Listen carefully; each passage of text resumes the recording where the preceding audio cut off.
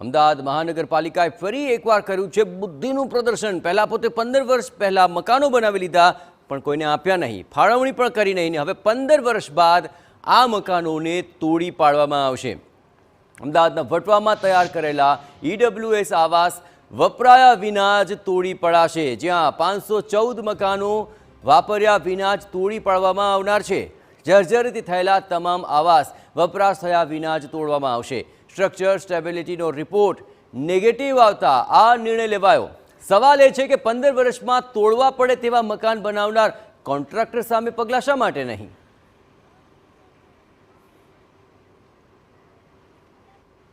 આખિર કેમ વાપર્યા વગર આવાસ તોડવાનો નિર્ણય લેવામાં આવ્યો? 15 વર્ષમાં જર્જરિત કેમ થઈ ગયા આ આવાસ, તે સૌથી મોટો સવાલ ઉઠી રહ્યો છે। એટલું જ નહીં, શું કોન્ટ્રાક્ટર સામે કોઈ પગલાં ભરાશે કે કેમ, તે સૌથી મોટો સવાલ અત્યારે સામે આવી રહ્યો છે।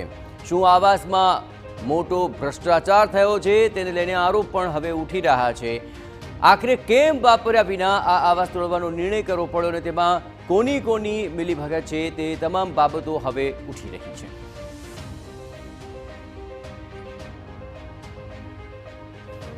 વટવાની અંદર ઈડબ્લ્યુએસ આવાસ જે બનેલા હતા, મોટી સંખ્યાની અંદર જ્યારે આ આવાસ હતા તેનો સ્ટ્રક્ચરલ સ્ટેબિલિટી રિપોર્ટ નેગેટિવ આવ્યો હતો। લગભગ 15 થી 17 વર્ષ પહેલાં આ આવાસો બનાવવામાં આવ્યા હતા।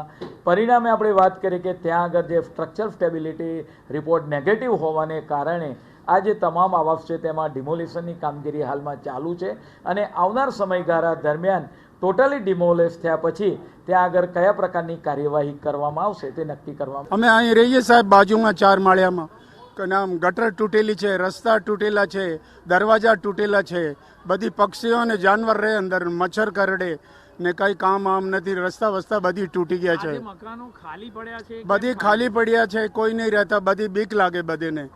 અંદર વીજળી નહીં, પાણી નહીં, કોઈ સુવિધા નથી। અહીંયા 10 થી 12 વર્ષથી લગભગ આ મકાનો બંધ પડી રહ્યા, બંધ હાલતમાં, અને અંદર એકદમ બદતર હાલત છે અને આમાં કોઈ રહેતું નથી, બારી બારના કંઈ છે નહીં, કોઈ સુવિધા છે નહીં।